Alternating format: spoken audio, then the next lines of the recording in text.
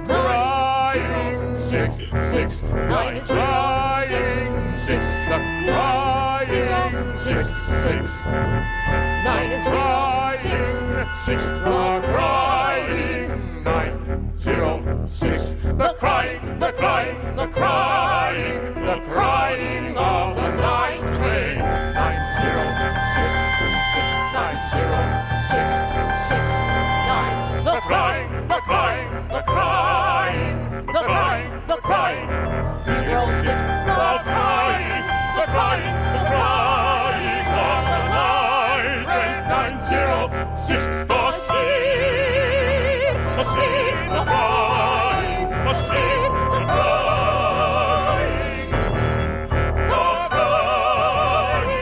the crying, the crying, the crying, the sea, over the ground, the sea, over the ground, the crying, the sea, over the ground, the crying, the crying, the sea, over the ground, the sea, over the ground, the crying, the sea, over the ground, the crying, the crying. I am walking for hours. I take off my coat. My fever is good and warm. I take off my hat. The crying on the night train. I take off my watch. I have no need. I have no need for it now. I have no need for any of this. All of the promise to her, to me, fall down 7 times. Fall down 7, fall down 7 times. Fall down 7, fall down 7 times. Get up 8, get up 8.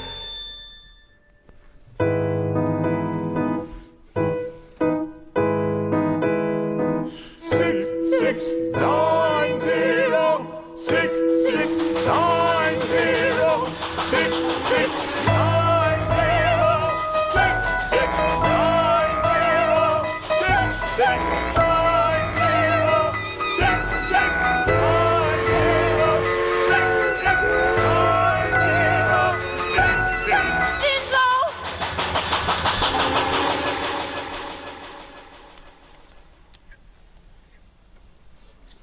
Hello and welcome to Aspects of Japanese Studies. I'm Junko Habu, the chair of the Center for Japanese Studies, or CJS, and I am the host of today's talk. And today's talk is by Professor Philip Gotanda of the Department of Theater, Dance, and Performance Studies. And we've just watched an excerpt from the video of his new opera, Both Eyes Open, which will be the focus of his talk today. Professor Philip Gotanda's body of work spans a 50-year period from the mid-1970s to today in music, theater, and film. Many of Philip's work has focused on narratives of the Japanese and the Asian Americans. And his current project, the libretto for the opera Both Eyes Open, is a powerful story about a Japanese American farmer in the Central Valley area, Jinzo Matsumoto, who was sent to the Rowa Relocation Center in Arkansas, together with his wife Catherine Akari, and then to Turi Lake Camp. It is a tragic love story, a tale of perseverance, a narrative about farmers' attachment to the soil, seas, and growing things. And by going through the psychological trauma of Jinzo Matsumoto, the opera revisit a pivotal moment in the history of the United States and the ethnic tensions that still resonate today. And Philip and I had a relaxing lunch meeting a couple of months ago, and we ended up talking for almost 2 hours nonstop, primarily about this opera, but a lot more than that. And I'm really, really looking forward to hearing his talk today and learning more about the background of this new opera and his work. Everybody, please welcome Philip Gotanda. Thank you, Kumi. Thank you, Junko. And thank you, Tessa. And thank you, CJS, for having me as a guest speaker. What you saw was an excerpt of the opera Both Eyes Open. It's a short portion right in the beginning, and it's co-written with composer Max Duykers, who lives in New York and who is actually zooming in also to watch. And I'd like to say hello to a couple other people, Masako Takahashi and a few other folks. I can't see them. I don't want to see you. It's rather intimidating, and but I want to welcome you all. Both Eyes Open is the culmination of a 50-year journey of me writing about Japanese Americans, Asian Americans, Third World, Asian American Pacific Islanders, Asian American Native Hawaiian, Asian American Pacific Island. One more time. Asian American Native Hawaiian Pacific Islanders, in addition to also being known now as separately under categories Filipino, Chinese, Korean, South Asian, Southeast Asian. And I say that all, because that is the trajectory my work has taken over the period of 50 years. I began in the late 60s. At that time, the face and hands I carried had no real identity yet. This was pre-emergence of the Asian American movement, pre-Asian American term, which was coined by a friend of mine at UCLA, Yuji Ichioka. So prior to that, both literally and figuratively, for someone like me growing up in Stockton, California, I had prior to that really no face, no center of the story, which allowed me to have a voice, first person, I, that I could tell. At that time, we were just rugs still, Orientals. And with the emergence of the identity movement, it allowed me to begin to understand that this face had a story, and that I had a story I could tell. And that began this very long journey of me beginning to, from the late 60s into the early 70s, finding my place in, quote, the Asian American movement, which had many components at the time. There was first the very hardcore political aspect of it, as there should have been, but there was also a cultural component that at the time was not acknowledged as much as it participated. And the cultural component at that time consisted of a lot of street poets. And then from there, you also had poster art, street art. Those are like things that were quite important when they had demonstrations, gatherings all around the country. And along with that, there was also a kind of music component, theater component, and film component. Those are all very fledgling. And since I wrote songs, I began to write songs about being Japanese American, Asian American, and that allowed me kind of entree into this world, into this kind of cultural movement. But most importantly, it allowed me, again, being this teenager from Stockton, who, when I tried to write things, I got this impression that this face didn't belong in the center. This face didn't even exist. Rather, it was separate from the dominant culture. It's a little hard for folks to understand now, kind of Asian America, that it was a very, very different time, especially if you were creative. It was always a struggle to figure out what you could write about. Was it just for your community? Or could in fact kind of cross the boundary into, quote, white America, mainstream dominant culture? And I struggled with that for a long time. I got to UC Santa Cruz, and that was at the time of the emergence of the Asian American movement, coupled with third world movement. And at the time, I remember I was studying to be a doctor. I was playing in rock and roll bands, doing pottery, and wanting to be a doctor. And so while these demonstrations were going on, at that time, I kind of said, I don't understand this identity movement. I don't understand actually what Asian American is. It hadn't landed yet. So I got an opportunity to go to Japan, and I took it. So I went to Japan, lived there for about a year and a half. As soon as I got there, this is part of the UC exchange program, I saw the pottery, and I fell in love with it immediately. My body responded to all the gorgeous pottery that I encountered everywhere, and it was interwoven into life, every aspect of life, and I immediately decided that's what I wanted to do. So I left the program and went off to live in a pottery village for about a year and a half.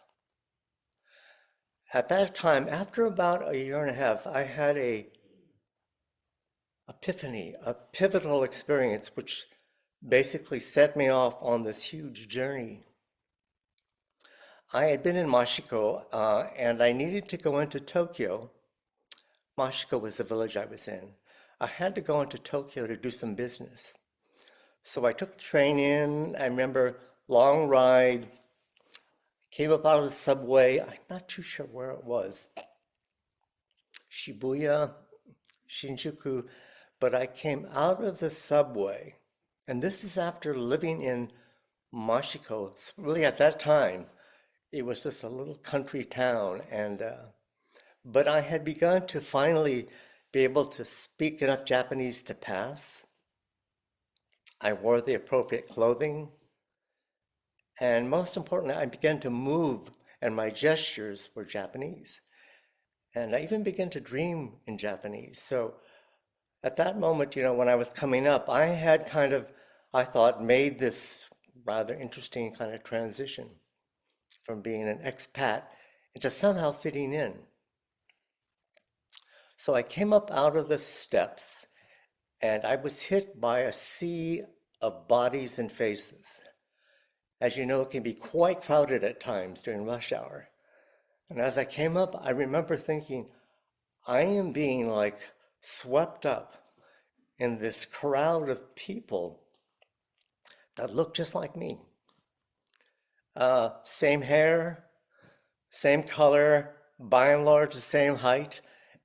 And I was buoyed up and swept up in this group. And I remember thinking, boy, I'm being carried along. I can just be a part of the many. That every aspect of this world I was in right now at that moment kind of reflected back on me, supported me. The newscaster, the billboard with the baseball player smoking a cigarette, the policeman, everyone, all aspects, all layers, seen and unseen, reinforced this. And I remember thinking, I am just moving along with this crowd.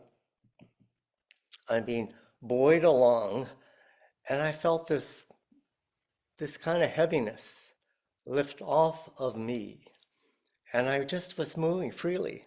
I kicked my legs, I walked, it was contained, and yet it was a kind of freedom I'd never experienced. This sense of heaviness that came off my shoulders. When I got back to Mashiko, I was living in a small shoji, 6 shoji room next to Hamada Shoji, the national treasure. He had a beautiful home. Mine had like shoji with torn little paper cutouts. But I reflected on that moment, and I began to think back at when I left America at the time of the emergence of the Asian American movement and what I had heard and read about. And then I began to realize what I experienced was the lifting of the mantle of racism that I had lived with from the time I was born in America. And that it is a way of looking at the world, but most importantly, it's a way of looking at yourself in relationship to the dominant culture, white world. It's a way of looking at the world that carries the seeds of the incarceration. That was for a moment lifted off of my shoulders, and I got a amazing sense of freedom. This is what it feels like when you're part of the dominant culture, when you're reinforced by all systems, systemically, culturally, it all reinforces you and allows you to simply move through the world. I realized, afterwards that wasn't permanent. It was an opportunity to kind of see myself outside of the U.S., outside of this really interesting kind of psychological, systemic world that treated me in a certain way, made me think in a certain way, gave me a history of a certain kind that did not allow me to feel free like that. I also realized at that time, I wasn't Japanese. I wasn't ever going to be Japanese. I was Japanese American. And so I came back to the States. I got involved with the movement.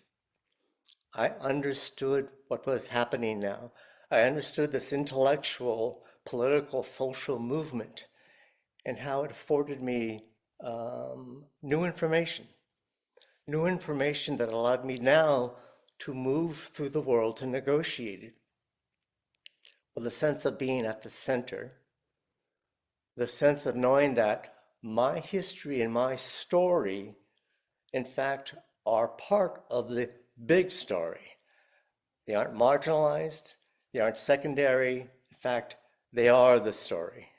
And I began to write songs, plays, ultimately films, and ultimately operas about this idea of who I am, being at the center, having a particular history, and having new information coming in continuously in relationship to that, and how it made me continue to, as an artist, rethink how I define myself from that beginning, and how I needed to continually rethink, reevaluate my own place in this world, this country, being aware of all the information I had prior to that, and still being able to create things that were relevant to the times. And so that, in fact, was the trajectory of me going from beginning to write songs like Ballad of Issei, which was a country western folk take on sort of the idea of Papa came from so-and-so, came to this island, came to this land, got held at Angel Island. But again, the idea was to take kind of this quintessential Americana form and then insert into it my history, which in fact I felt was part of American history. I had one called The Asian American Dream, which was about let's see, it's an Asian American dream, doctors and lawyers and dental hygiene. It's about this pursuit of this particular kind of American dream in the guise of an Asian American kind of costume that was quite prevalent. Let's see, I am having a unknown caller. What? I don't know how to do that. I think it's gone. I'm not sure. Please disregard that. The other thing is that it led me on this journey in terms of starting with songs, starting with the musical The Avocado Kid, which was one of the first Asian American musicals, if not the first Asian American musical. Through, as I said, through this trajectory of theater, film, and ultimately meeting up with Max Duykers, his father, John Duykers, and Missy Weaver, and being able to approach thematically and inform a new way that allowed me to offer new information. And this was critical to me. I was, for a while, I think there was a point where I was kind of, as it were, a little unsure as to how to move forward, given my history of work, given my history of developing an aesthetic, given my history of continuing to grow a kind of political, social, cultural persona and point of view, I was kind of stymied. And because for me, it was important that as an artist, you have to speak always and afford new information. You have to approach it in a new way so that those people that partake of your art are offered new information, new ways to look at things. Otherwise, to me, it's just the same old thing, which is fine. You know, you can have a museum. All of these things are really, really important.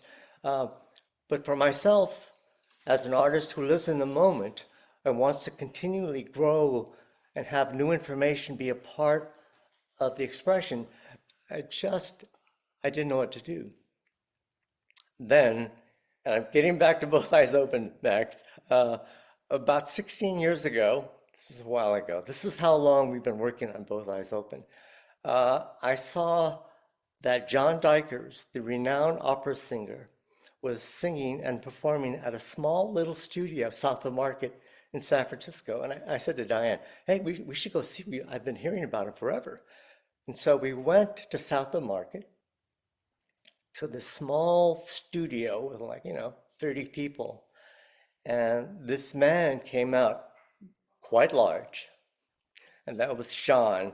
And it was also an experimental piece. This was not like a traditional opera, like Nixon in China, John Adams' Nixon in China, in which John had been in. This was a very kind of arty, avant-garde piece. And so John came out, and he was about 10 feet away from Diane and myself. He opened his mouth, and I simply was transformed. I mean, you only have moments like this in your life as an artist once in a while. And it's where, as I sat there, John's voice literally swept over me, this powerful, renowned tenor's voice, and I was simply blown away. I just sat there stunned as to what was happening. So as soon as it ended, I walked up to John and I said, John, I'd love to work with you. Long story short, he said yes. And he introduced me to his son, Max Duykers. And that began the journey way back when we began to work together and collaborate together to find a piece that we could all work on together. And that in and of itself was a long journey in which the storylines kept changing until we finally landed on this particular story. And the idea, again, for me was, well, if we're going to write about this, let's approach it with a new form. For me, it wasn't for Max and John and Missy. But for me, opera, to talk about a Japanese American story, was a profound difference. And it made me uncomfortable and think in terms of different things and grow and have to like figure out and listen. And then the idea to approach it, well, also it was like new music. You know, what Max was writing was not your traditional opera. The time signatures in this piece are complex compared to what I was used to with your 4/4 things. And then also the idea that he introduced, it was kind of new music.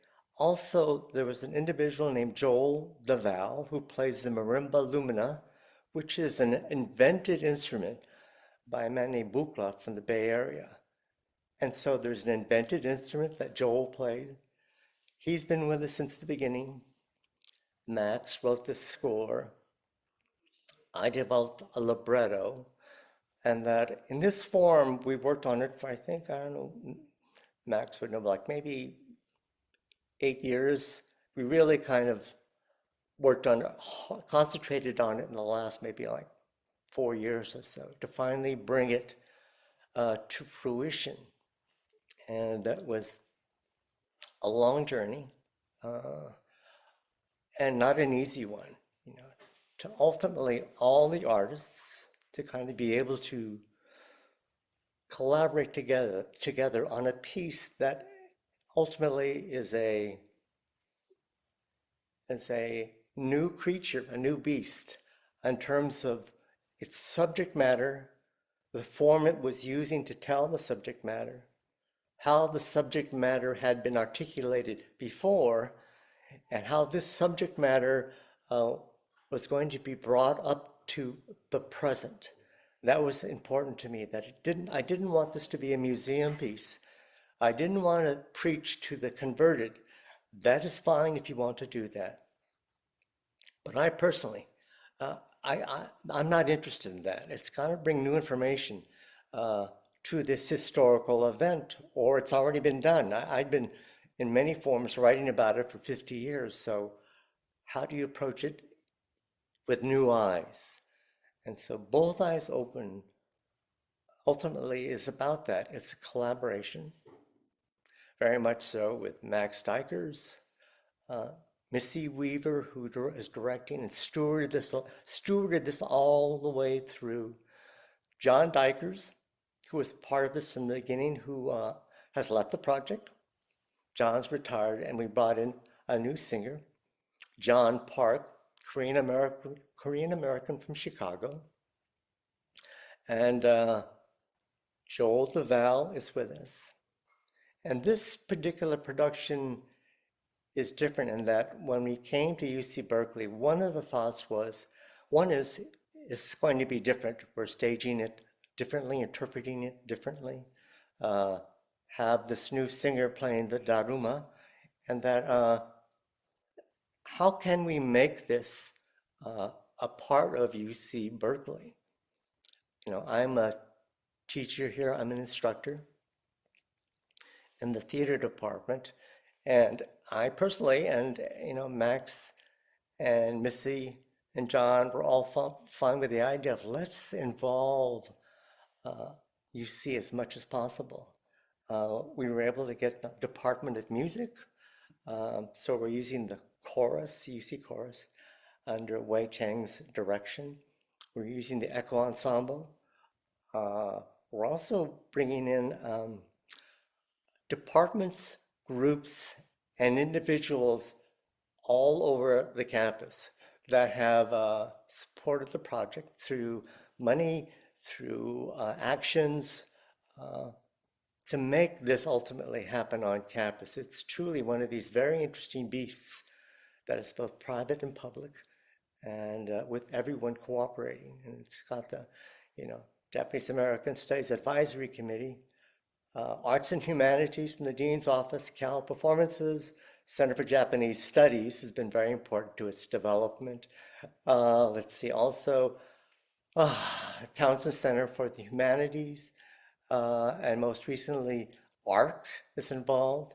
as well as support from other organizations like Asian American Pacific Islander Standing Committee, Ethnic Studies, um, as well as a variety of folks on campus. So it really is, it's kind of interesting. This is kind of an interesting model to produce works on campus that involves both private and then public collaboration. And so that's the story of Both Eyes Open. Max is watching it. Hello, Max. Just want to say hi. And he's coming in from New York. And we're all going to fly in the next week, meet, and begin rehearsals. And we're hopeful that you'll all be able to attend the 15th, Saturday at 8 p.m., Sunday matinee at 2 p.m., and that one also is an arts and humanities event for alumni. And so it's a combination of things. And we hope we will see you then. And that's my presentation, I think, within the time limit, I hope. Thank you very much, Philip.